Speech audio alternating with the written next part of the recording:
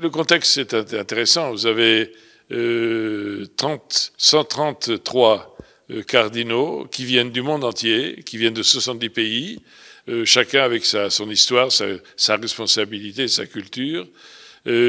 Après avoir, bien sûr, avec les autres cardinaux qui ont passé l'âge, au-delà de 80 ans, réfléchi pendant 9 jours. On a vécu ensemble, on s'est écouté pour essayer de discerner ce dont l'Église a besoin et ce dont le monde a besoin pour sa direction, si vous voulez. Vous vous souvenez de la phrase de Charles Péguy, « Tout commence en mystique et tout finir en politique ». Charles Péguy, dans ce contexte-là, il critiquait un petit peu, si vous voulez, la manière dont, même dans l'Église, si vous voulez, on se perd en limitant les débats au niveau politique. Or, ce qui est arrivé là, c'est que moi j'ai eu l'impression qu'on commençait tout en politique. C'est-à-dire qu'en fait, on essayait de voir la réalité. Et la réalité, c'est un peu la politique de l'Église, si vous voulez, les différences, les tendances, mais aussi les nécessités, tout ce qui est une espèce d'analyse. Et puis peu à peu, on s'est un peu déplacé à un autre niveau. Alors c'était un mystère. Je ne vais pas vous raconter comment ça s'est passé, bien sûr, parce que nous sommes tous tenus au secret. Mais il y a quand même une très belle expérience où peu à peu on découvre qu'il y a d'abord le mystère de l'Église. Et l'Église ne nous appartient pas, l'Église nous est donnée. Et tous, peu à peu, finalement, sont passés de la politique à la mystique. Ce qui est intéressant parce que on a dit, attention, il faut quand même aller plus loin, et puis il faut servir l'Église, il faut aider l'Église. Alors là, on se retourne aussi, et là, il y a le moment de la prière. Alors il y a eu beaucoup de prières, justement. La prière, c'est pas une idée vague qu'on se met dans la tête. La prière, on s'adresse à quelqu'un.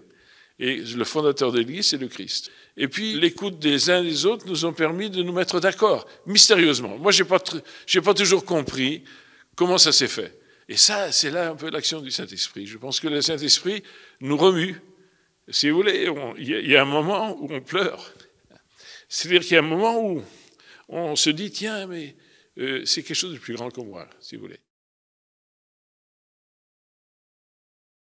Vous avez une personne avec son histoire.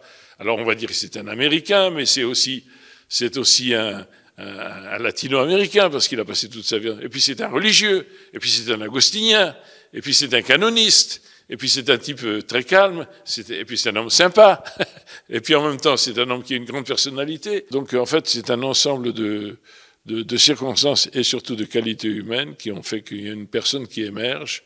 Et puis c'est lui. Vous savez, quand Jésus a choisi Pierre, il a choisi Pierre et puis c'est tout. Et puis c'est Pierre qui a commencé l'Église avec les autres. Parce qu'en fait, on a choisi un pape, mais il n'y a pas que le pape. Hein, si vous voulez. Nous sommes là, d'ailleurs dans notre discussion, nous avons souvent dit, il faudra continuer à vous appuyer. Nous sommes là, il y a même le corps des cardinaux, et il faudra que vous nous consultez. Nous sommes un peu des consultants, si vous voulez, pour aider le pape justement à exercer son pouvoir. C'est lui le chef, c'est lui le successeur de Pierre, mais nous arrivons tous pour l'aider. En fait, c'est un ensemble de personnes, on a tous un rôle à jouer dans l'Église pour justement aider le pape à mieux exercer son charisme, sa responsabilité.